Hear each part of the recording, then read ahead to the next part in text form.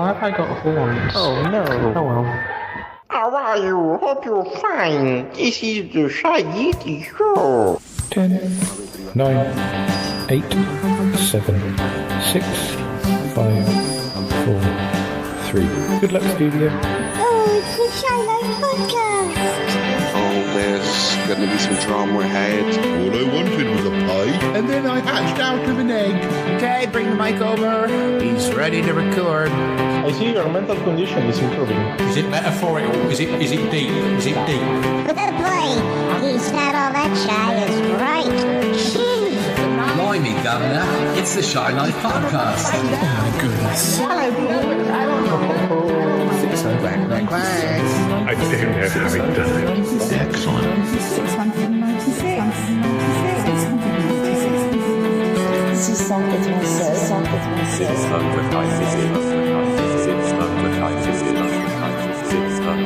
Bonjour et bienvenue au podcast The Shy Life. Hello. Hello and welcome to yet another episode of the Shy Life Podcast with me, Paul the Shy Yeti. How are you doing?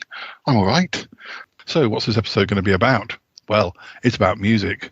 And we've got Lee with us. Hi, Lee. How are you doing? Hello, I'm fine. It's a little smidge. Well, it's not that early. It's past the hour of 10. But yeah, It's early for us. We usually do it in the afternoon. But yeah. But I guess, well, glad to have you back. We're going to talk about 2001 this time, the big hits in the UK and the US, and I think it's a bit of a mixture. So let's run the theme music, and when we come back, we'll jump into 2001, see if it's a space oddity. Stupid thing to say. Right. Darling, it's the Shy Life Podcast. Yes, well, it's a positive thing, Paul. The High Life, the Shy Life. I'll go anywhere for a potato. Delicious. Hello, campers. How are you? You quite like a big bang, don't you? Good gracious. Well, that's a whopper. Oh, yippee. Go Shy Yeti. Oh, he hasn't found out my secret. Maybe he has. I love the Yeti test. It's my favorite thing. If you thought that was bad, just listen to this. Yeah, I'm strangely drawn to Yeti Uncle John's ankles as well. I could eat my body weight in crisps every day. Has anyone seen my hot sausage? It's all gooey and meaty and yum, yum, yum, yum, yum. Here comes the grizzly. It's the Shy Life Podcast. I can't wait for it to begin. I like that. Yeah. Look, mommy, I'm famous. Marvellous, Paul. Hi there. And we're back. Yes. So, Lee, before we move into 2001, do you have any top tips for 2023? Are there any songs you're listening to at the moment that you're particularly enjoying? I have got quite a lot of songs. I keep adding songs to my playlist. I'm in album-wise, I'm enjoying Jake Shear's album. Yes. That's rather groovy, as the kids say. I can't remember where I've listened to the whole thing. I'm stuck on about 3 or 4 tracks, like Voices and Last Man Dancing, and some of the ones that were a bit older, because there's 1 or 2 songs on there that he released as singles a couple of years ago that have to the television. That's quite an old one, but that's onto the album. But, it has, yeah. I'm liking that. Sort of tracks wise, I have a bit of a love-hate relationship with Billy Porter, the actor / singer, but he does have a couple of good songs out. I also discovered a new single by Debbie Gibson called Love Don't Care. It's a bit tacky, but it's quite fun. Oh, do you know what? I love a bit of that, and that album. That single was lifted off her last album called The Body Remembers, which is a very good album. That was from last year, early last year. Yeah, it's kind of like her return to pop music, and it was kind of done in lockdown, and so it's very she said I wanted a party music, so yeah, that is a good that sort of popped out quite recently, like it was very new, but maybe it's just YouTube's a little bit behind, or maybe the video, maybe they've been a bit behind doing the I think she kind of I think it's a new video. I think she was kind of like, oh right, let's just do another one from this. Let's get it out there. Yeah. And somebody sent me a song called Paradise Calling by Birdie. I quite like that. Don't know much about Birdie, but I like that song. And Elevator Eyes by Tove Lo. I think that might be quite new. I quite like that as well. So, well, we're going to jump back 22 years to 2001 now. So we'll start with the UK singles. We start with, as we finished in 2000, with Can We Fix It by Bob the Builder.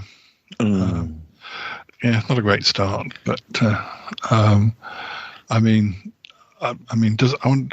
Bob the Builder even still get?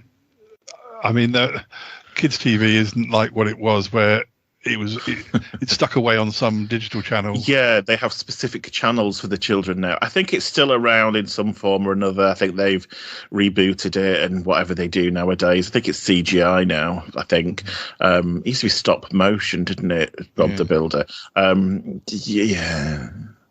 But it was very popular, I believe. So we'll move straight on to the first number one. We're back to that situation where I don't think it's quite as bad as last year. There are a few songs that were sort of 3 or 4 weeks, whereas in 2000 we were getting a lot of 1 week number ones. The next one though is a number one for just 1 week. It's "Touch Me" by Rue de Silva featuring Cassandra. Now, would I remember that one? I think you would. It was very, very dancey. It was very of that kind of like genre of sort of Euro housey type thing that was very popular. Yeah. Sure, I would. And the next one after that is "Love Don't Cost a Thing" by Jennifer Lopez. Okay. I do remember that one. It's not. That's not her first one though, is it? That was a bit earlier. No, this was her Jenny from the Block era, wasn't it? And chucking. I think the video, she's like chucking stuff as she's walking down the street. I think some of her early singles I might remember, but they just might not have made number one. Because I definitely remember one or two from a year or two earlier when she first started. My favourite one was that play where she play that song. Play that Rudy Doody song, Rudy Doodies. And of course, yes. Look at the rocks that I got. Yeah, don't be confused by the rocks that have got fooled. I don't know. It was something. That was when she was there. Yeah. How time has gone round in a circle? Because at that time she was part of Benifer, and now she is now again part of Benifer. Is she now? She's remarried him, and they are now. Yeah. Did they marry the first time, or were they just partners? I think they were they were promised to each other, but it never happened. Oh. But now they are. The union is complete. Benifer is with us once again. A little bit of romance on the Charlotte podcast. Probably a little bit late with the show news, but never mind. This is why we have Lee on the show, because he knows all this stuff. Our next number one is for 2 weeks. Not a favourite. I'm afraid, not for me anyway. "Rollin" by Limp Bizkit. Okay. Not really my thing, but I do remember it. Rolling. Yeah. It's very that's very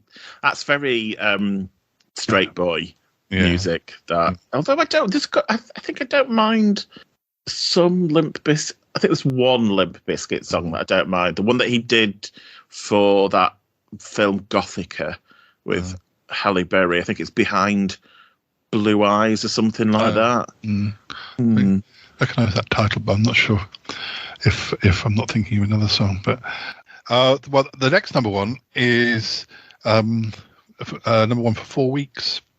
It's "Whole Again" by Atomic Kitten. Okay. Back when the original lineup, or was it around this time that that Jenny it was the controversy, wasn't it? It was like Kerry Katona had like, God, you know what? I'm not doing this anymore, babes. I'm off. And then it went to number one with the Jenny Frost version, with the cut and pasting Kerry out of the video and replacing it with Jenny Frost. I never got overexcited by Atomic Kitten, but I think they did one or two singles, maybe later on, one that I quite like, and I think I did end up buying their albums. I can't remember if they did 2 or more, but they did a few. I think they did about 4, and they did have some good songs. They did a lot of covers, which wasn't so good, but when they did have some really good tracks, and I think they're still around doing the kind of nostalgia circuit, but there's only 2 of them. There's only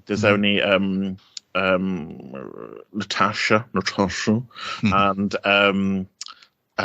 what's the other one called? Natasha, Liz, and then sometimes Jenny Frost joins them, and Kerry did join them back for a little bit, and then left very swiftly after.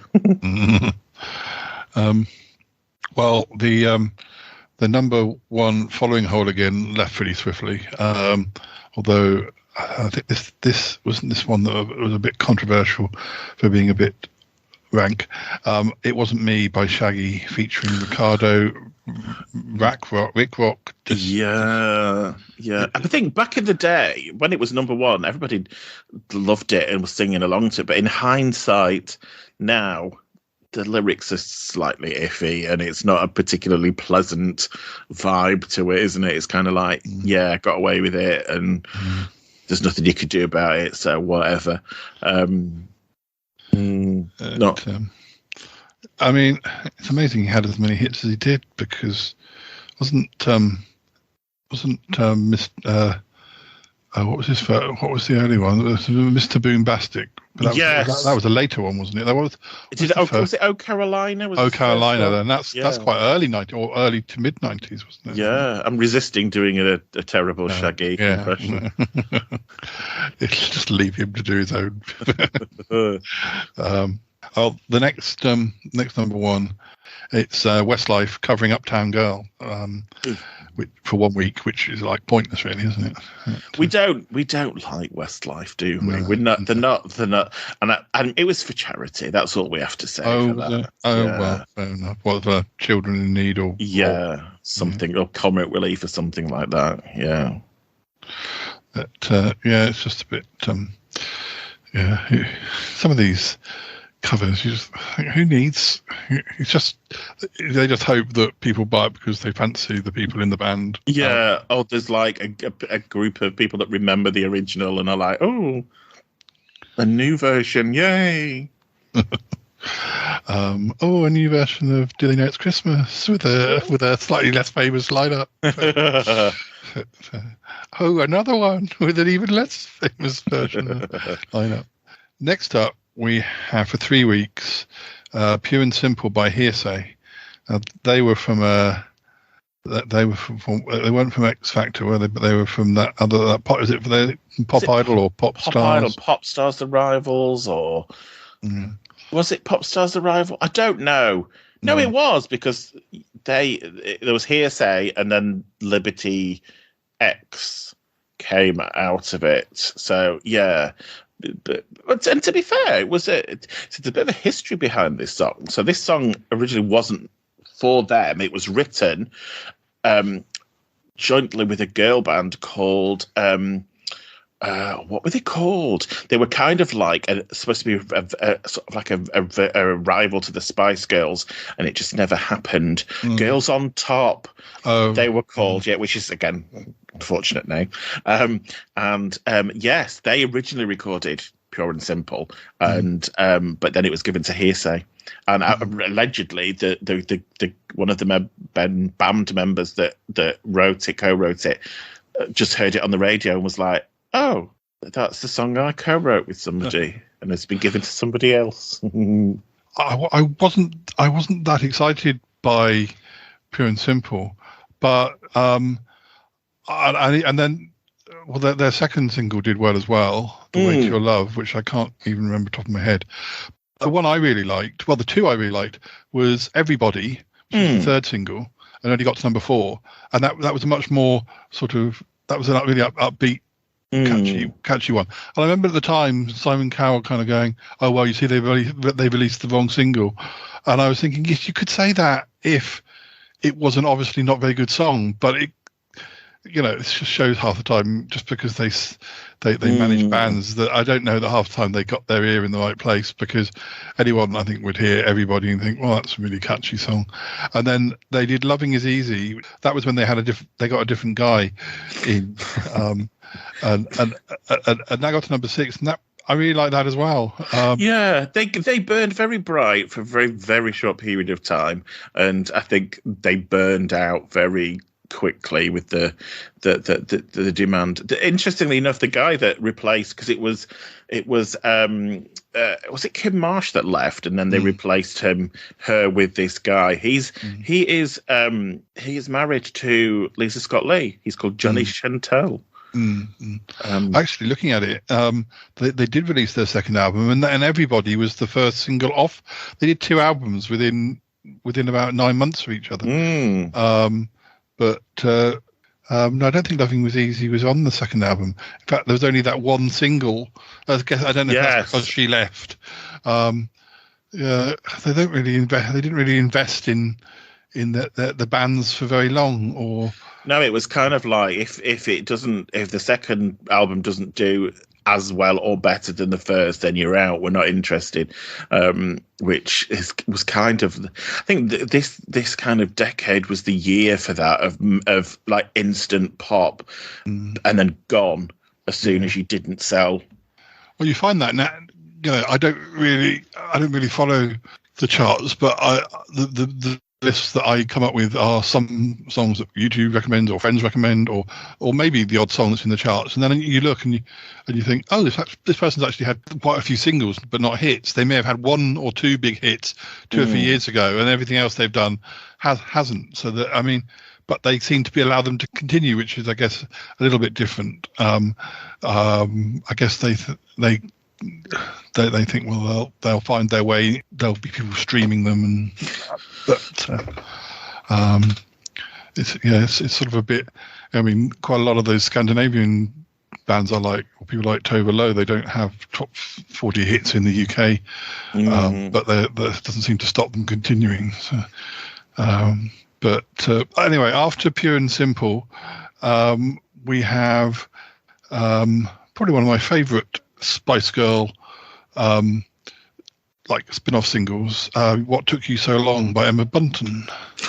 Oh yeah, was that her first one? Was that her first? It was her first, unless she'd done any sort of like collaborations. It was her first. Yeah, I think it was her first proper one. That was for 2 weeks. That was I listened to that one, and there's quite a lot of what took you in the background, and my brain starts to kind of like is hypnotizing. She kind of went down that kind of 60s kind of pop girly route, didn't she, for her solo stuff? Particularly on that second album. The first album was a little bit more sort of contemporary sounding, but the second album was definitely very 60s. I think that did quite well for, relatively sort of thing. But we've got a few other, well, not a few. We've got at least one other ex-Spice Girl coming up this year. But after What Took You So Long, we have Survivor by Destiny's Child. Okay. Only for a week. I felt like that was quite big. I guess it was hanging around in the top 10 before it got there. And then following that, for 1 week, we have Don't Stop Moving by S Club 7, which also was really big. But it was only number 1 for 1 week at this point. But wow. But again, it must have been around. Well, we'll return. I can't say anything. But yes. So following that, we have It's Raining Men by Jerry Halliwell for 2 weeks. Okay. Was that for something? Was that for a film? What was the point of doing that? It was. I think it was from a Bridget Jones film. Yeah, that man. Yeah, that's right. Yeah, and the video was all was a pastiche of famous dance films like Fame and the other one where I can't remember what the other one was. Flashdance. Yeah. I thought it was from something that was sort of between her first and second album, presumably. But after that, for 1 week, we have "Don't Stop Moving" by Scrub 7 again. So it did come back. So it was definitely hanging around because it was number one to start with in early May, and then sort of came back after Jerry for another week. We don't get that anymore, do we? Songs that were number one drop out and then go back up. That would be unusual today. Although, it's just weird these days because you look at the charts. Virtually every song from that Barbie film is in the top 40. It's like, come on, just pick one. You know, it shouldn't be allowed that you can have album tracks in. You should just have the single should be released, and that's it. There's some very average Taylor Swift single that's just been sitting in the top 10 for months.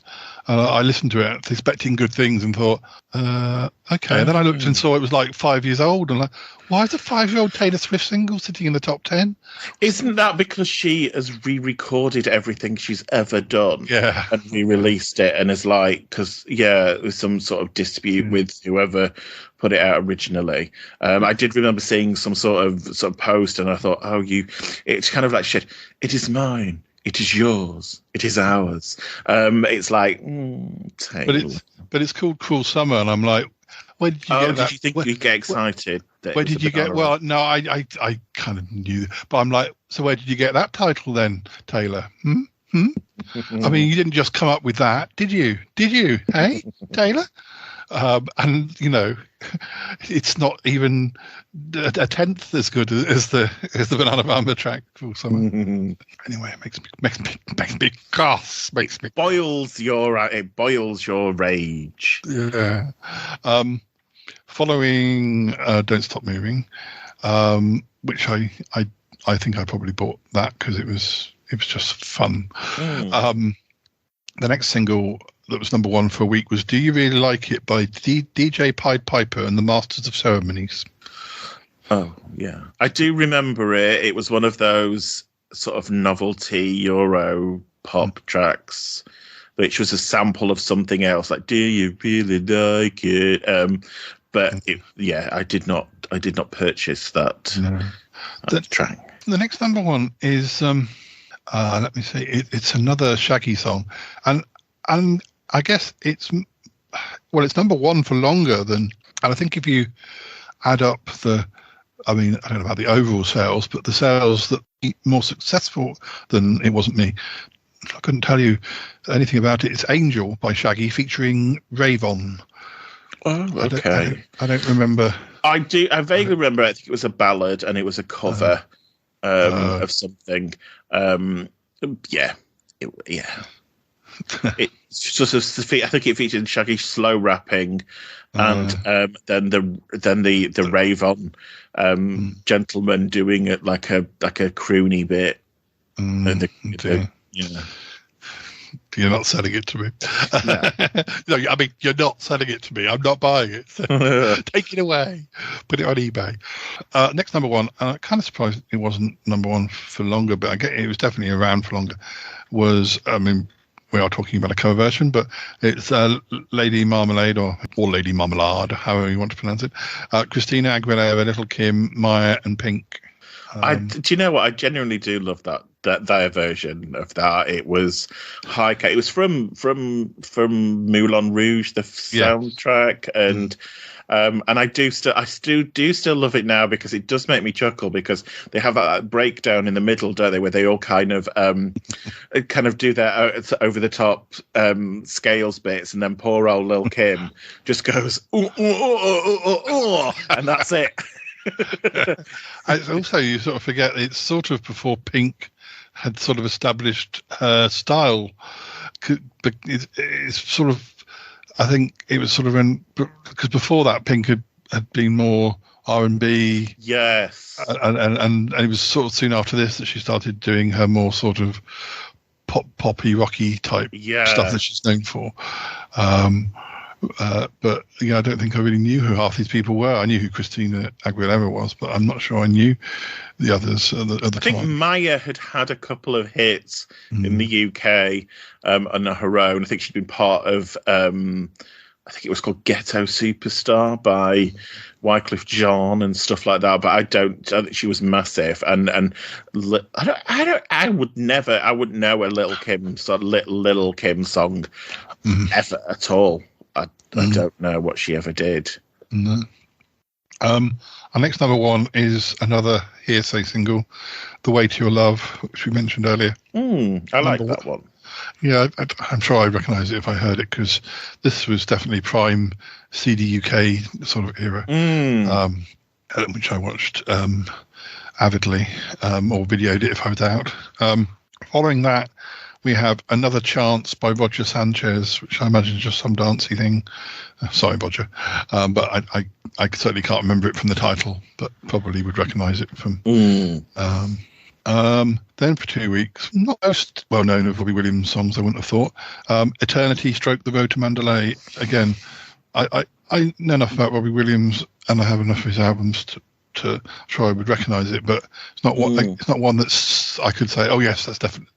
It was a massive, big ballady, slowy song, and I have now I don't know if I'm right with this one or not, but Eternity was because at the time he was in a relationship with Jerry Halliwell, and I think it was about her or their relationship. You forget these things happen. And yeah, I distinctly remember that I think he'd ended it with her. And because I think Jerry Halliwell was a little bit of a cray-cray girlfriend, I would imagine. Bit of high maintenance going on there. It says that it's the fifth single from the third album, Sing When You're Winning. But it says that Eternity does not appear on the album, so it was probably like a forerunner to the releasing the album again with an extra track. I think the kind of lyrics you were there for summer dreaming, and then something else, and then it was girl power, and it doesn't have that lyric in it at all. Although that would have made it quite iconic if you had worked it in. Well, following that, we've got another cover version, and I'm afraid no matter how good it might be, it's not going to beat the original for me, but it's Eternal Flame by Atomic Kitten. I mean, as a Bangles fan, I'm sorry. I mean, it is what it is, isn't it? It wasn't, and I think the story behind that is that the Bangles agreed to the girls covering it, thinking that they were a band, as in they wrote their own stuff and were a bit kind of like, oh, they're a manufactured girl band, so weren't overly impressed. Yeah, I mean, the album that Eternal Flame comes from originally, Everything, is one of my favourite albums of all time. It's not, and it's probably, I mean, it's an iconic track, but that album's full of so many good songs that it's not Eternal Flame that I think of when I think of that album, even though it was the big hit from that album. And then they split up after that album. Never mind. Although they have come back since, and I saw them live in LA a few years ago. Well, three of them anyway, because they when they came back, there were four of them, and then they did an album as a 4-piece, and then I think they still do stuff as a 3-piece even now. But they're when some bands are still about. And yet you hear them touring and you think, I'm thinking, I want another album. Why can't you at least do an album every 5 years? And they just seem to exist as touring. I mean, the B-52s, they've sort of announced their sort of retirement for big tours, but even then they're still doing things. But they haven't done an album for about 15 years. And their last album was wonderful. It was really good. I like the Cardigans, and they still tour. And like, we've not had an album for about getting on 20 years or something. I'm like, why don't exist and not do any new material? It's just don't exist. Just don't exist if you're not going to do anything new. Well, I mean, a lot of people will be quite happy with people not doing these new stuff, but I there's nothing broken with the Bangles, the 52s, or the Cardigans that another album couldn't have sort of. If ABBA can do it after however many years it was with them, then, I'm sure these other bands can. Never mind.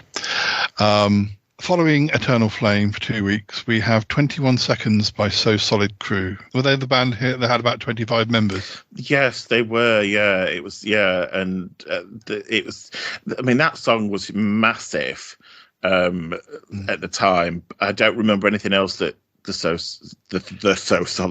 Solid Crow released after that. It was the sound of the coming out of souped up boy racer cars for a good.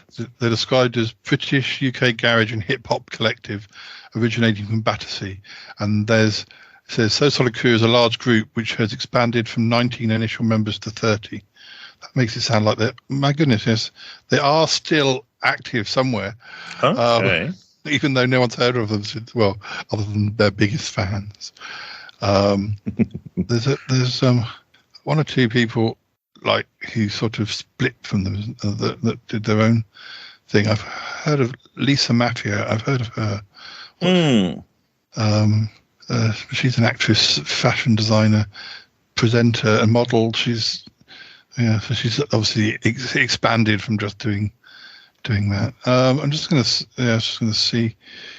They have, well, it says they're still present, but they did an album in 2001, it's got to number 6, an album in 2003, and then, a greatest hits in 2013. So, I mean, if they're still around, then it's not exactly very prolific. But they did have, they had 21 Seconds, which was their biggest hit. They Don't Know, number 3, which I presume isn't the cover of the Tracy Ullman song. Haters, number 8. Broken Silence, number 9 from the second album, and then one or two not so big songs or complete flops. But they weren't really in my sort of interest area to know much about them. Following that for 2 weeks, we have Let's Dance by 5. That was okay. That was a good song. Well, it's the one where I can't remember it off the top of my head specifically. Sorry, you were going to tell us more. I'm sure it's the one where one of them had left. Oh. And they replaced him with a cardboard cutout in the video. Yeah. It's the first single from their third album, King Size. Yes, the music video used a life-size cardboard cutout of Conlon. That's the Sean. Yeah, they'd kind of did that thing of he'd left, but they didn't want to announce it, so they did a kind of like a Spice Girls thing, would say, "Go well soon, Jerry," and she'd left completely. So they kind of like used a cardboard cutout of him. It was actually the last video that they made, so they split up soon after that. They're still currently together, although there's only 3. There's only 3 out of 5. Ironically, Sean is back with them. He is, yeah, and yeah, they came back for that big reunion show, 4 of them, with one of them saying no, not doing it, and then there was Abs, who had a bit of a solo career. He kind of went, I don't want to do this anymore either, and he left. So now it's just 3/5. I don't know quite when they crossed over, but it does feel like the next number 1 is Too Close by Blue. It feels like they were only formed in 2000, so it probably would be right to say they were sort of the new guard. Although they didn't last, they only lasted through 2004. Although they did come back for the Eurovision, and I'm sure they're around. They're still around. It's a bit troublesome with Blue, isn't it? Lee Ryan isn't the most. I think recently they were going on a tour somewhere and he kicked off on a plane, which is kind of like his kind of thing that he does. I think they kind of like go, right, we'll try it one last time, Lee, but if you kick off, we're not having any more. And then he goes, yeah, I'm not going to do it. And then he does it. And then they're like, oh, no. Yeah, because they had 3 albums between 2001 and 2003, and they've had 3 albums between 2013 and 2022. Yeah, All Rise was their first single, number 4. Yes. And yeah, this was only their second single. So they had, I won't say the numbers because we'll come back to that. Well, let's just say they did have other number 1s, so we will return to some of them. But yeah, they had 1, 2, 3, 4, 5, 6, 7, 8 top 10 hits in a row, and then a little bit of a hiccup. Although I think that's probably a collaboration single with other people, and then they continued and had another 3. Yeah, I mean, most of their singles were top 10. Really, I mean, yeah, basically. Oh dear. Following Blue for 1 week, we have Bob the Builder again with Mambo Number 5. I've forgotten all about that. That was a cover of a hideous cover in itself. It wasn't a good song to begin with. Yeah, I can imagine Bob the Builder's little legs doing a Mambo Number 5 dance. It's sort of imprinted on my brain. Completely rewrote it so it wasn't as offensive as the original.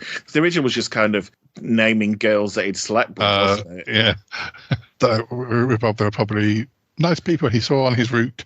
Oh, people he'd fitted a bathroom for, something like that. I can't remember. Yeah.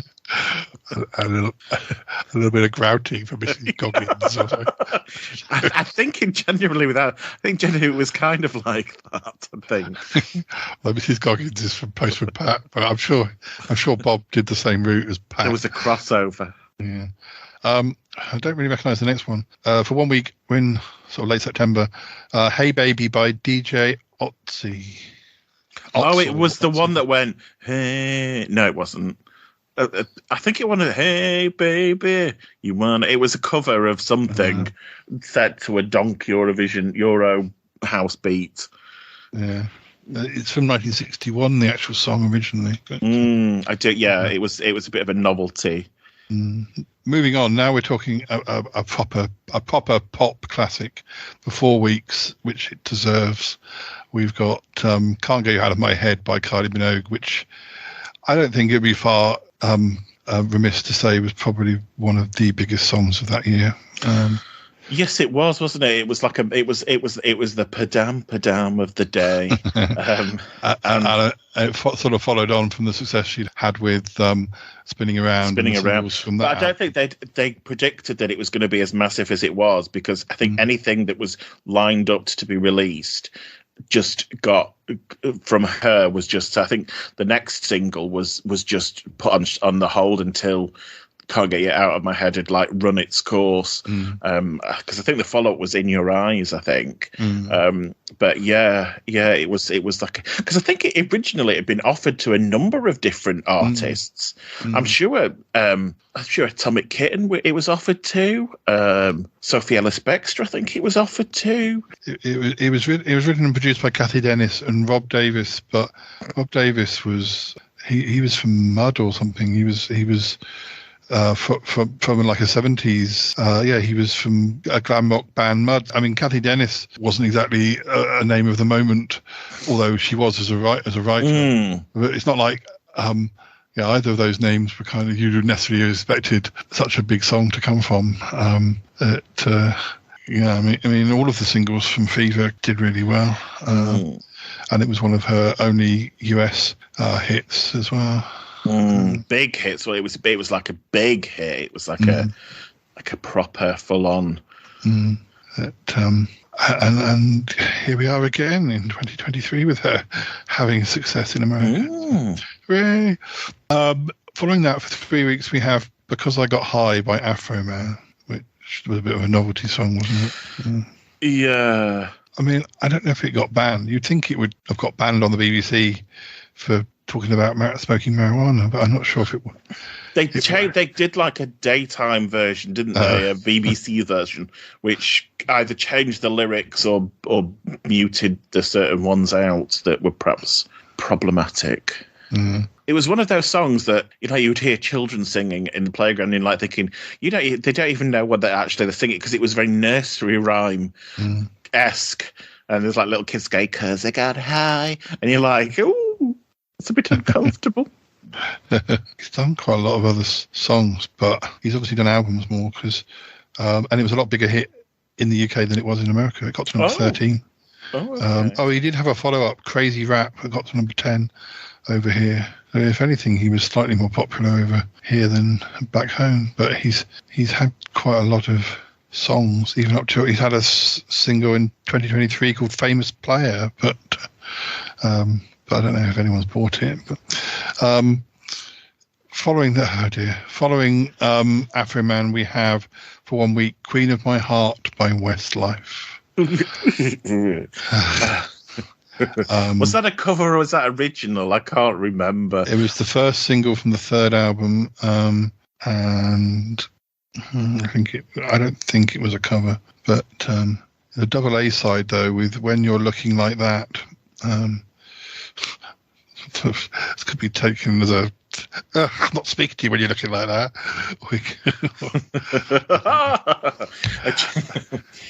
Yeah, I would by the title, I would imagine it would be a ballad, and that stools would be involved, and there would be a sort of a mid-song key change. This is good to see them getting down with the Queens. Next single, "If You Come Back" by Blue. Okay, yeah, I remember that one. That was a slower one, I think. That was the third single off their first album. Then S Club 7 were number 1 for a week with "Have You Ever." That was a Children in Need track. Right. Okay. Not that exciting. Sorry, S Club 7. I like your upbeat songs. Now, I have a bit of a problem with the next one. Not necessarily this. Well, yeah, pretty much everything he did, but Daniel Bedingfield, "Gotta Get Through This." Yeah, that was that. Yeah, I mean that one was okay. Yeah, it was He was kind of like that. He was kind of like the start of like the bedroom producers, wasn't he? So there was him, and there was Craig David, and there was the other one that had the one-hit wonder. The one about alien spaceman, that one. They kind of did it all in their bedroom and didn't have a but it was okay. It was I don't know what happened because he was doing really well, and then his sister sort of took over. And if anything, she's probably more famous than he was in the end. But I think he had a really horrible accident. Oh yes, in New Zealand, and was out of action for a long time. And I don't think he ever really got his mojo back. I think Natasha. I have noticed recently that she started doing a lot of prides this summer. She's doing her dirty windows and that kind of stuff. I think she was. She was. She and Jessie J got to the stage where they were probably having bigger hits in America than, because I kind of remember thinking, I thought that I didn't realize they were still around, sort of thing, and then seeing stuff that was never released here because I think she one of her songs featured in a reality TV. I think it was The Hills or something, not The Hills of Eyes, but The Hills or something, and became famous over there for that. We will be seeing more of Daniel Bedingfield in another year, but he did have 6 top 10 hits. The one I have the problem with, I'll tell you the story. It's a little bit PG, but the single "If You're Not the One," which was a horrible ballad. Yes. I remember being with a gentleman friend, and he thought it was a nice song to have as a romantic sort of thing, and we were in the boudoir, and no! He was playing it, and I think there might have been two tracks on the thing. It might be that one of the tracks wasn't as bad as the other, but he fell asleep, and it was like Chinese water. I mean, that was we were just chillaxing. You weren't making sweet love. No, God, I hope not. That would put me off. But it was more that it was playing as we fell asleep. It was supposed to make us be a nice ambience for us to fall asleep. And for me, I was like, I can't sleep with that going on. That's not Random Man. Hate crime, isn't it? It was on repeat. Oh no! And I had to sort of tiptoe out of bed and turn it off because I'm like, I don't like this song anyway, and I'm definitely not going to fall asleep. Imagine if that entered my brain whilst I was, it would have burnt my synapses or something. Oh, do you know what? That was a massive number one, wasn't it? But I just remember it ended it for me because Simon Cowell said it was his favourite song of all time, and I was like, yeah, that's never yak. Yeah, that first album, he had singles. I guess it came in at late 2001, but he was still releasing singles in 2003 from that first album. And there must have been it must have been like that Robbie Williams one where they added tracks, because there's no way that the fifth single off of an album that had been out for 2 years would be getting to number one unless there was something new added to it. But yes. Anyway, let's forge on. We've only got one more number one, and it's a cover. It's sort of weird. I'm not quite sure where they did it, but it's Something Stupid with Robbie Williams and Nicole Kidman. I guess they did that for his Swing album, but that kind of just bypassed me by, really. It was just not anything that caught my interest whatsoever. It was a Christmassy type song, wasn't it? Kind of, yeah. I mean, it's better that Robbie and Nicole did it, because originally it was Nancy and Frank Sinatra. So it was. It's not a song it's not really a song for a daughter and father to be singing to each other. Yeah. I'm aware that it was popular, but it was not. It was not on my radar. Now we're going to look at. We're going to look at, just before we go to the albums, we're just going to look and see what else that was big that didn't make it to number one. We've got the best-selling singles, which, oh dear, the best. I must have been wrong when I said this before. It must have been very close though. It Wasn't Me was the biggest selling single of 2001. And that Angel was the 8th. Pure and Simple was number 2. Can't Get You Out of My Head was number 3. Hold Again number 4. Hey Baby number 5. Uptown Girl number 6. Don't Stop Moving number 7. Then Angel, and then the 9th biggest selling single in the UK was Teenage Dirtbag by Wheatus, which got to number 2. But other songs that did well: Clint Eastwood by Gorillaz, that was Damon Albarn's cartoon band. What Would You Do by City High, number 3. I don't remember that one. Castles in the Sky by Ian Vandal, number 3. That was a dance track, wasn't it? Yeah. Out of Reach by Gabrielle, number 4. Perfect Gentleman, Wyclef Jean, number 4. Don't remember that.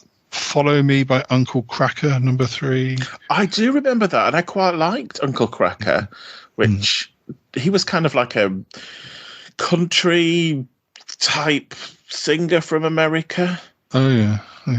He apparently had been a backing group for Kid Rock.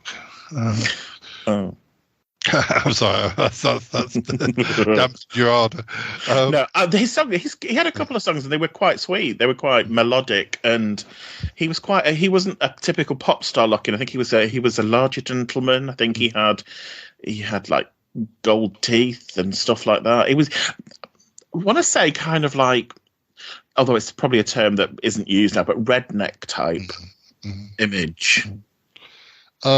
Another big song, I'm Like a Bird by Nelly Furtado, number 5. That must have been one of her first ones. I think it was. That was before she turned into Sexy Nelly and did like Man-Eater and I mean, what a title for a song, Promiscuous Girl or something. Was it Promiscuous Woman or something like that?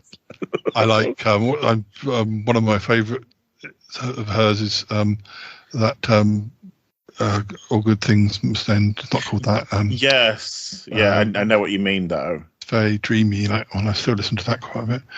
Smooth Criminal by Alien Ant Farm, number 3. That was a cover of the Michael Jackson song. Yeah.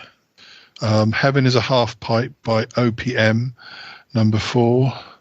Starlight, The Supermen Lovers, featuring. Oh, that's a Annie classic. I number like that 2.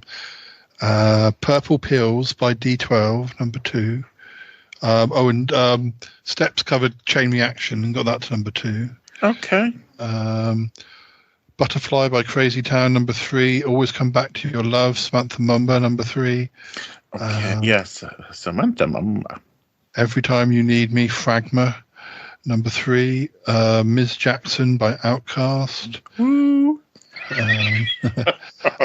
Take Me Home by Sophie Ellis-Bextor, number 2. Oh, okay. That was the Cher cover, because it was, yes. That was quite a big hit in was. America, the first. But I don't think it was one that we knew over here. No, and Cher didn't like the cover, didn't like Sophie's cover. I think Sophie rewrote it and kind of rejigged the arrangement and stuff, and Cher was like, "What have you done, bitch?" Just like that. Exactly like that. And then she went, and then little did she know that a few years later she'd be torturing some ABBA songs. But yeah, I mean, that's pretty much. Here With Me by Dido, number 4. Dancing in the Moonlight by Top Loader, number 7. Yeah, those are some of the other songs that just missed out.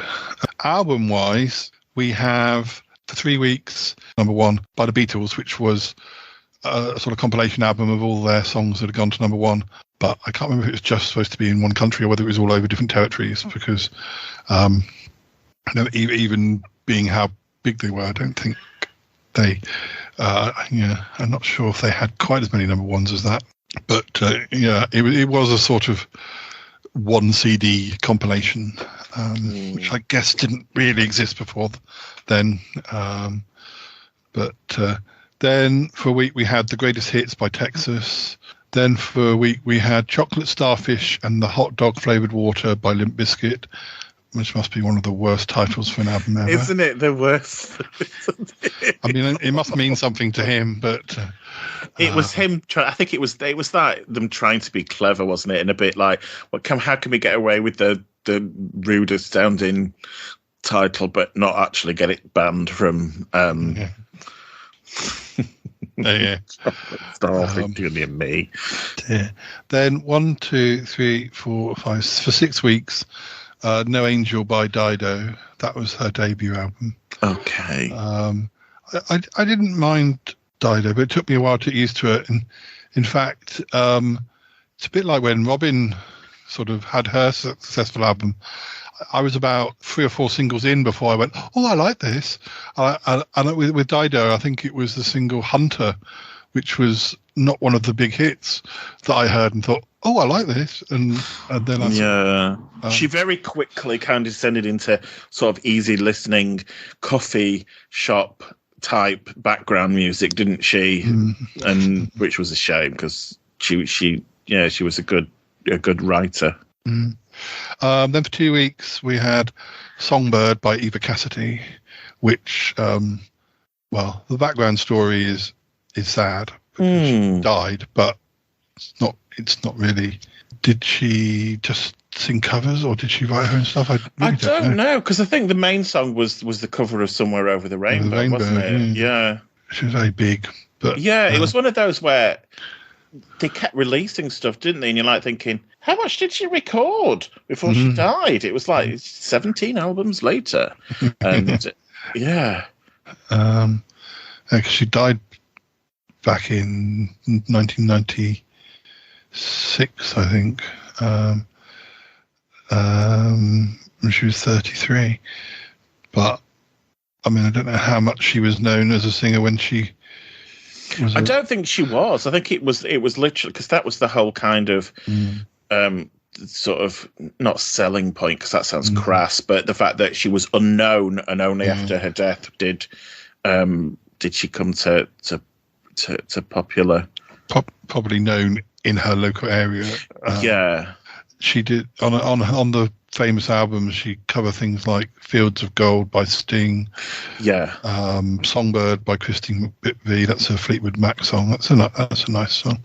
But and "Over the Rainbow," as you say. Then after that, we have Pop Stars, which is the first album by Hearsay, for 2 weeks. Then we have Just Enough Education to Perform by the Stereophonics, which was their third album. Free Your Angels by Ash, for a week. They that was their third album. I mean, that's more the indie side. I think I might even have seen Ash very early on, but I did sort of like them at one point. Stereophonics maybe less so. They were a bit more boring. Although I didn't mind some of their songs, but they never kind of got me excited. They were sort of one of those. Stereophonics were sort of one of those Welsh rock bands like the Manic Street Preachers, but not half. Yeah, they were a bit more interesting. Very, very seriously. Well, I think the lead singer took himself very, very seriously. I do remember, I think at the time, there was some sort of like pop star sort of kerfuffle between him and Boy George. I think Boy George had like made an off the cuff remark about how attractive he was, and the lead singer took great offence to it, and Boy George was like, just accept the compliment and stop being so alpha male. Yeah. Following the Ash album, we have Survivor by Destiny's Child.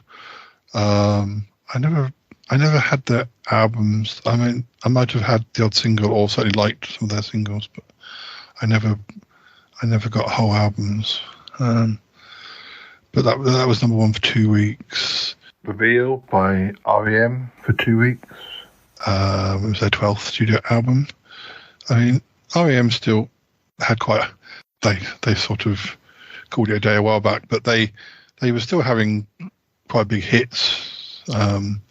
They kind of become an album act, hadn't they? It was kind of like singles, not so much, but albums were still selling, and tours were still.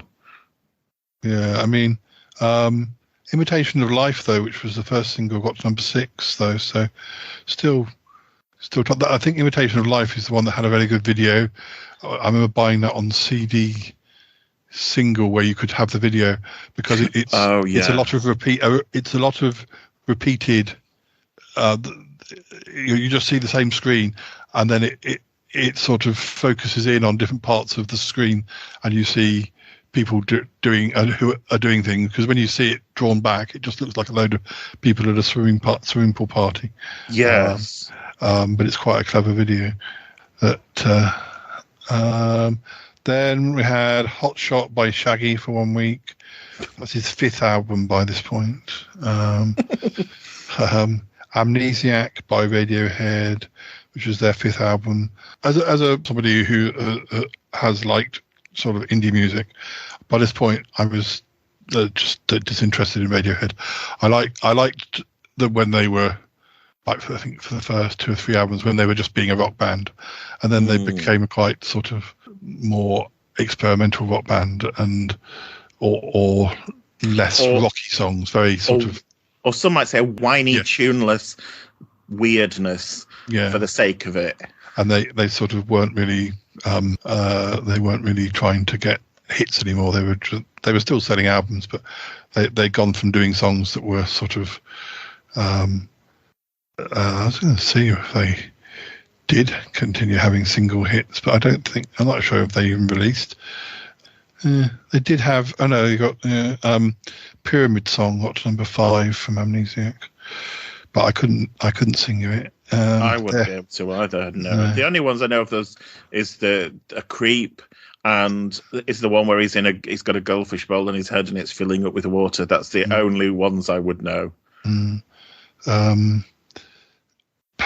Paranoid Android, which was sort of a bit like the Bohemian Rhapsody of its day, where it kind of went through different. I've listened to it for years, but I think it goes through different sections like Bohemian Rhapsody does. I have friends who really love them, and I did see them live. It's one of the biggest. In about '97, I saw them at like Wembley Arena or something, where you had to have sort of like binoculars to even see them. And I even then I think I only went because other people wanted to go. Most of the bigger Britpop bands, although I bet Radiohead would hate to be called Britpop, I didn't see a lot of the bigger, like the Oasis or Blurs. I saw the sort of perhaps the slightly smaller band, although people like Shed Pulp, Sevens. yeah, and Pulp, although Pulp probably does deserve to be up there with the Oasis and Blurs. They just didn't. About the time I saw them, they were still doing relatively medium-sized venues. But after Radiohead, we've got The Invisible Band for 4 weeks by Travis. That was their third album, but probably the second album they'd done that was really big. They had, I think that's the one that had Sing on it. Yeah, they were. I didn't mind Travis. I thought they were quite melodic. They had they were indie pop rock, but they had like quite sing-alongable tunes. Yeah, I also felt that Coldplay came along and sort of stole their thunder a bit. Yes, they did. Very similar sort of, and then Take That came back and also did songs that are a bit like Traffic. Yes, but did any of them have a video where they threw food at each other across a table, and one was an octopus that landed on somebody's head? Yeah, they used to do really good videos, and there's one of their singles where they're all traveling in a tour bus, and then slowly as you see them having like fighting, and by the end of them it's like 4 tour buses. They always had. I still check in on Travis now and again. They did a nice song with Susanna Hoff, a nice sort of duet. Which they did in lockdown, and you think they're all standing on a stage, and then it pulls away, and you realise that Susanna Hoff's in New York, and she flies off in a helicopter, and the lead singer's by himself, and then the other 3 are kind of like on a stage by themselves, because it's quite funny because they're playing. It looks like, I think I haven't seen it for a little bit, but I think it looks a bit like Susanna Hoff and the lead singer are going to kind of get it on. And the 3 other band members are like doing the sort of Jennifer Saunders, Dawn French sort of gaping type expressions, like, and then of course when it pulls away, you realise they're not even in the same room. It was a good use of that situation. Following that, we have 8701 by Usher. We have the Survivor album again by Destiny's Child. We have White Ladder by David Gray, who I sort of forgot how big he was. He was, wasn't he? He was huge with his wobbly head. His Babylon. I didn't see that in the. I don't know when that came out. I'm surprised that wasn't. So where did that get to? Number 5. So, yeah, I don't know. I didn't mind some of. I did have 1 or 2 of his albums. He did a good version of Say Hello, Wave Goodbye that Soft Cell did. And he recently did a duet. Oh, I can't even say that word.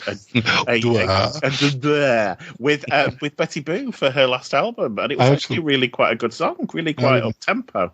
I didn't hear that, and I've got it downloaded. I haven't listened yet. Then Break the Cycle by Stained, they're an American rock band, for 1 week. Iowa by Slipknot for 1 week. A Funk Odyssey by Jamiroquai for 2 weeks. The ID by Macy Gray. Now the ID, that was the second album. I definitely had the first album. I think I might have got the second album, but it wasn't. No.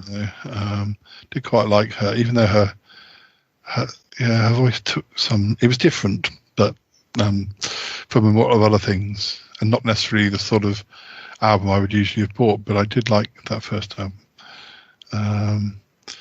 I don't know what happened to her. She got cancelled last year for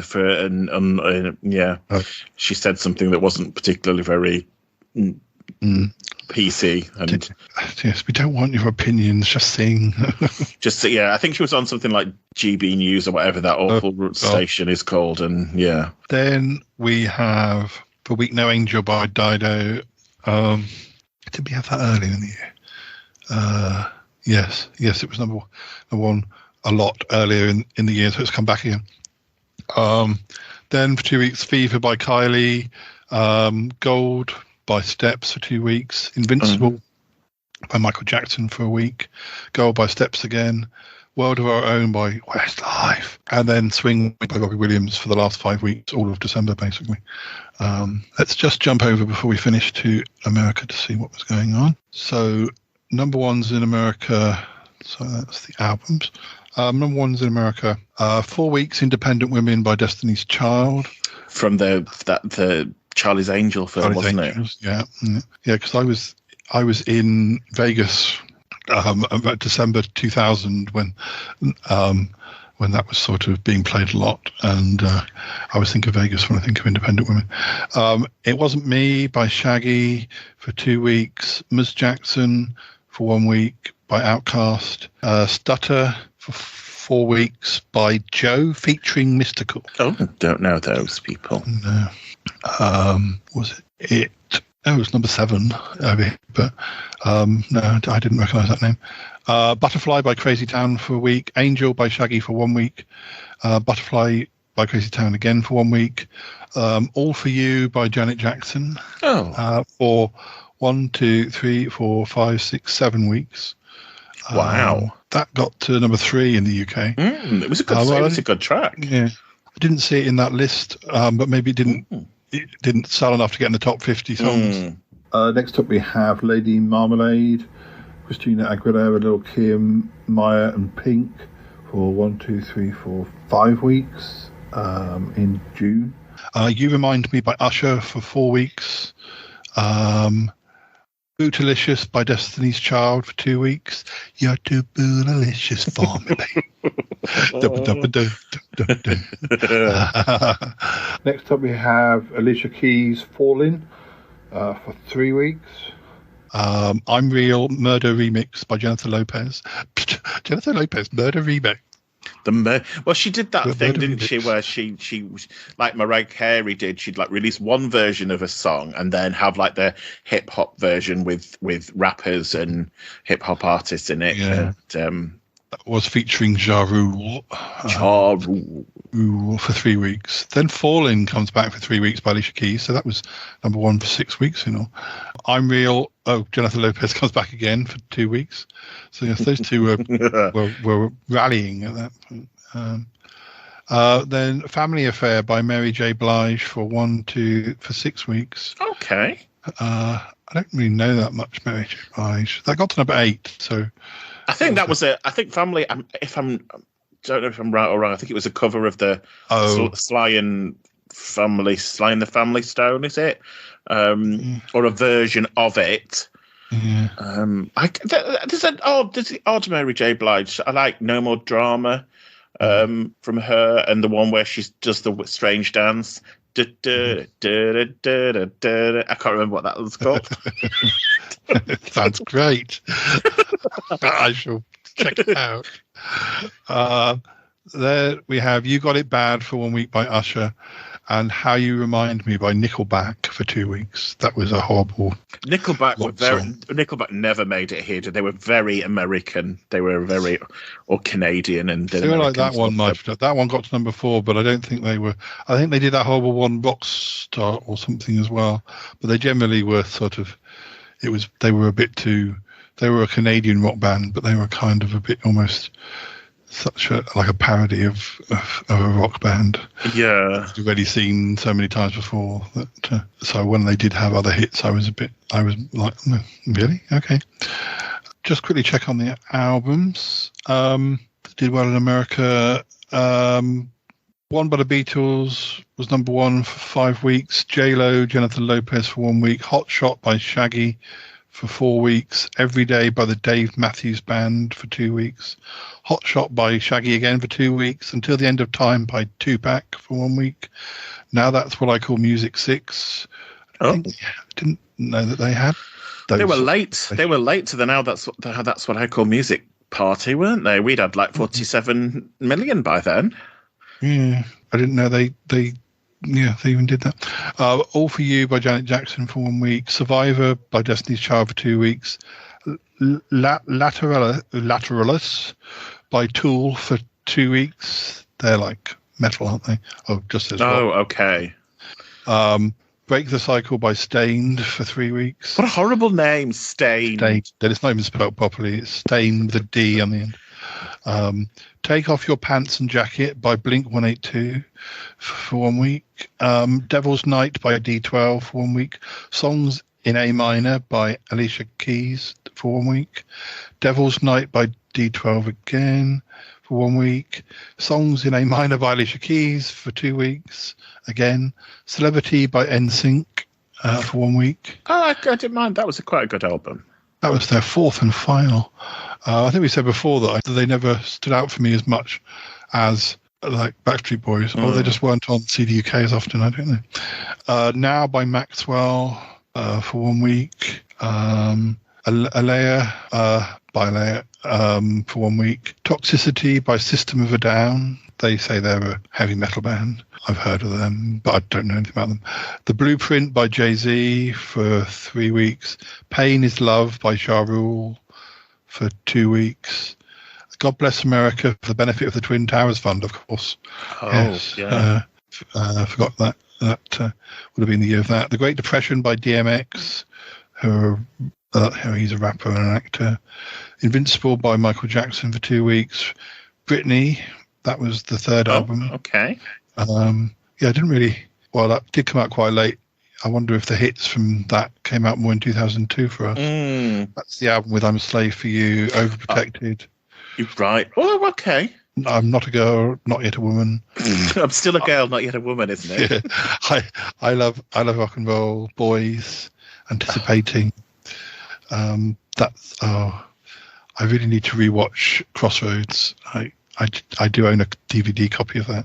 I'm gonna say rewatch. I don't think I've ever watched it. Oh, it was so camp. It was. Was it camp? It wasn't intentionally camp though. Was no, it? No. It was more sort of like she sits down and starts to compose. It reminded me of when I saw the Get Back documentary with the Beatles, where Paul McCartney would literally sit down and go, "Oh," suddenly he'd be singing "Let It Be." Or something. Oh, right, okay. Isn't Kim Cattrall her mum in the end? Yes. She goes on, she finds her in New York and her mum's very sexualized. No, that's a completely different story. That's Samantha. Although that would have improved it if Samantha from Sex and the City was Britney's mum. Then we have Scarecrow by Garth Brooks for 1 week and Weathered by Creed. Oh, they're another. Now, what do they call themselves? They're a rock band. Half the time, they just all look the same. They all shout and wear black T-shirts. And, sometimes wear masks, don't they? Scary masks. Or have long, like cornrows, a bit like who was in Steps who had Faye. Yeah, very Faye. Much, very similar vibe. Oh dear. Right, well, I think that's almost it. We'll say goodbye, but I will just taunt you about what might be coming in 2002. But before we do go, how's life in podcasting land? Oh, I'm on everything. Anytime you turn on a podcast, I'm probably there, speaking, going, hi. I have no idea what I'm talking about, but I'm just joining in. Yeah. So if people want to listen to me, they can search for Pop Gaze of Certain Age. That's the main podcast that I do. I do Chewing the Cud. So if you want to hear more ramblings of I nearly gave myself a really awful diss of like saying an elderly gay.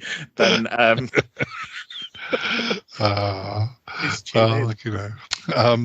yes, and you must, listeners. Well, we'll have Lee back to talk about 2002, but we'll say goodbye and we'll give you a little hint of what's to come up in 2002 after the last bit of the show. Okay, Lee, thanks so much for joining me, and welcome.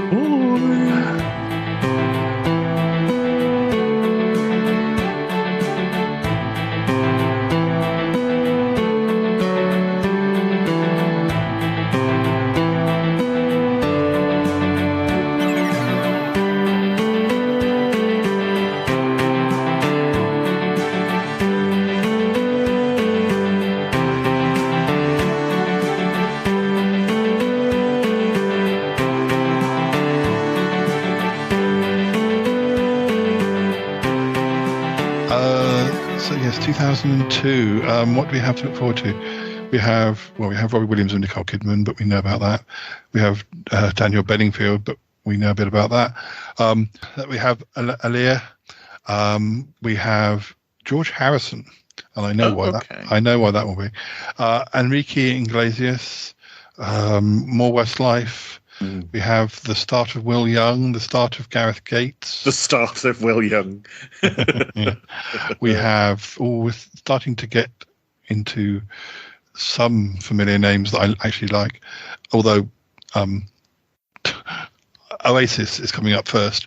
Not that I don't like Oasis. That wasn't what I was leading to. They're old news by this point.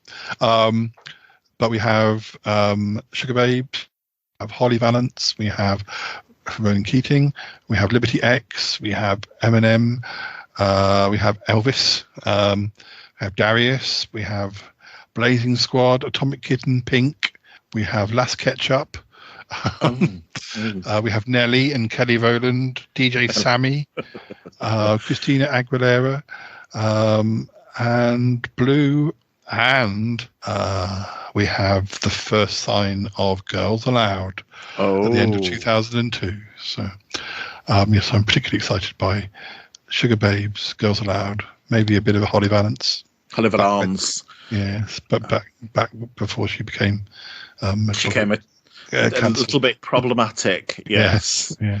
Or before she joined the Jerry Halliwell support group. Dear. Well, we'll come to all those next time. Yes, right, 2002 next time. Cool. Well, all right. Let me know, and I will see you soon. All right. Cheers. Thanks for that. Bye-bye. I gotta go now. Bye. Gotta go. Bye. Goodbye, goodbye, goodbye, goodbye, goodbye. It's been good, but yeah, definitely time to come home now. Wow. Really? No kidding. Goodbye, goodbye, goodbye. Yes, goodbye, goodbye, goodbye.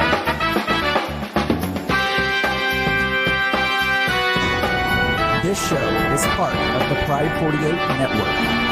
Find more shows over at pride48.com. What's going on now? Oh, it's the Shy Life Podcast. Let's go. I have a voice. I have a voice. You have a voice. You have a voice. We have a voice. We have a voice. Unique voices in podcasting. UnivazPods.net. That is so cringe, oh my god. You're a man of culture as well.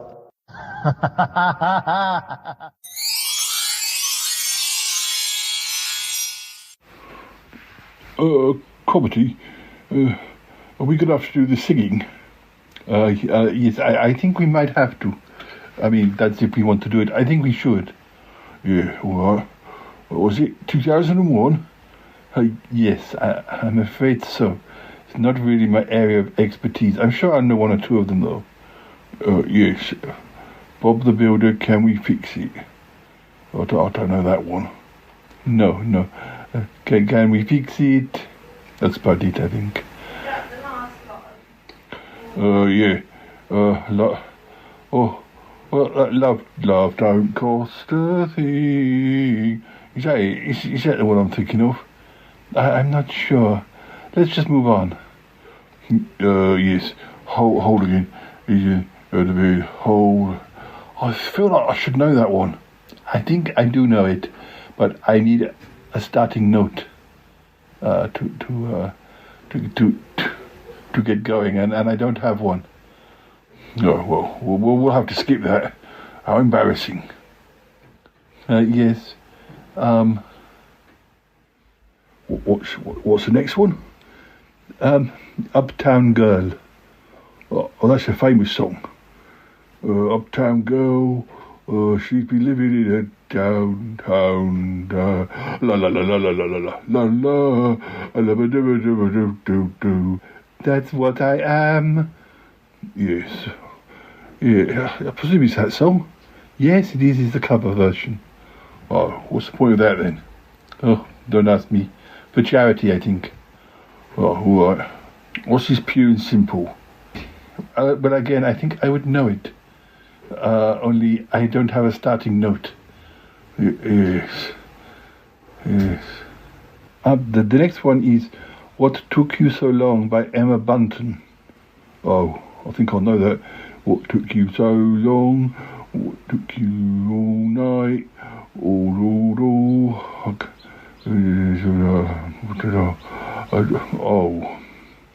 you were so close. Oh no. Survivor by Destiny's Child. I'm a survivor. I'm not a killer. Just like a gorilla. I don't think that's the right words, Yeti Uncle John. No, we really should have done more research, shouldn't we? Maybe we should have done, but I don't think Ig ever did any research. Yeah, no, look how it came out all the time. Oh, Yeti Uncle John. This one I remember. Don't stop moving. Then you feel the don't stop moving. Well done, Corbett. I think you've got at least some of those notes right. Yes, I think I did. Oh, the next one, it's a cover version. Oh, it's Raining Men. It's raining men. Hallelujah, it's raining men. Oh, amen. yeah. Oh, well, that's a cover version. Yes. Then, don't really know that one. Then S Club 7 comes back. Then we don't know, do you really like it? I don't think I know it. Angel, don't think I know it. Lady Marmalade. Oh, is that Gitchy, oh no, that's the Happy Mondays. It's a bit like that, isn't it? Sort of. It's a lot more chic than the Happy Mondays. Oh yeah, right. The Way to a Love, don't know that. Another Chance, don't know that. Eternity, don't know that. Oh, this one. All the ones I know are cover versions from about 10 years before. Oh yes, Eternal Flame. Can you see la la la la la? An eternal flame. Close your eyes. Give me your hand, darling. My heart beating. Do you understand? Do you feel the same? Am I only dreaming? Oh, is this burning? An eternal flame. Oh, Cromitty, that was heartbreaking. Also window breaking. We'll have to get that fixed. Yeti Uncle John. No, to be fair, it's the most segment of a song we've managed to achieve. It is, yes. What's next? 21 seconds, don't know it. Let's Dance, don't know it. Too Close, don't know that. Mambo Number 5 by Bob the Builder. Oh, I don't think I know that version. No. A little bit of Mardi Gras in my life. A little bit of do-be-do-do-do-do. Yes. Hey Baby. No. Well, there's one I do know, so let's just go through it. Let's just save that one to the end. Oh, I see, yes. Because I Got High, don't know it. Queen of My Heart, don't know it. If You Come Back, don't know it. Have you ever? No, never. No, I haven't. No, it's the name of the song, Cromitty. Oh, right, no, I don't know it. Got to get through this. I don't know it, Yeti Uncle John. And Something Stupid. That's that one. I'll forget myself. Then I'll say something stupid like, I love you. Thank you, Yeti Uncle John. I don't know it. No, that was the song. Oh, sorry, I thought you were just being nice. Yes, well, anyway, let's finish with this one. Oh, yes. It was a very big hit. Yes. Yeah, one of the few that still gets regularly played, I'd say. Yes, you're right. I think you're probably right. Other than the cover versions, I would say that this is probably the number one that gets played. Yes, Yes, still gets played a great deal because the singer, well, she's still successful. Oh, she is indeed. Kylie. Here we go then. Oh yes. La la la la la la la la la la la la la la la la. Can't get you out of my head. It's more that you have to think about. Just can't get you out of my head. More than I can think about. Yes. Yeah. No, I don't think we can do any more. No, I think perhaps we should stop. Anyway, it's a shame. Considering the name of the title, I wish I couldn't get the lyrics out of my head so we could sing it better. Yes, well, we should get Kylie on the show and she'd do it properly. Oh, what could I do? Do you think she'd do that? I don't think so. Well, maybe if we asked nicely. Wasn't that Paul from school know her? Yes, I believe so, but he's always talking about her. Yeah, well, we'll have a word. Yes, we'll have a word. Yeah, well, good. Right. Is that enough? That's quite enough, yes. Thank you, Yeti Uncle John. Oh, good, right. I just can't get you out of my head. It's more than the rest to think about. I just can't get you out of my head. Oh, Yeti Uncle John. I haven't been on Paul the Shy Yeti's little podcast in a long time. I don't know. Oh yeah, that's perfectly normal on the Shy Life podcast. Perfectly normal. Sometimes I just really wonder about the show. I really do. Oh, kitty, Dee. Oh, I love Dee Dee. Oh my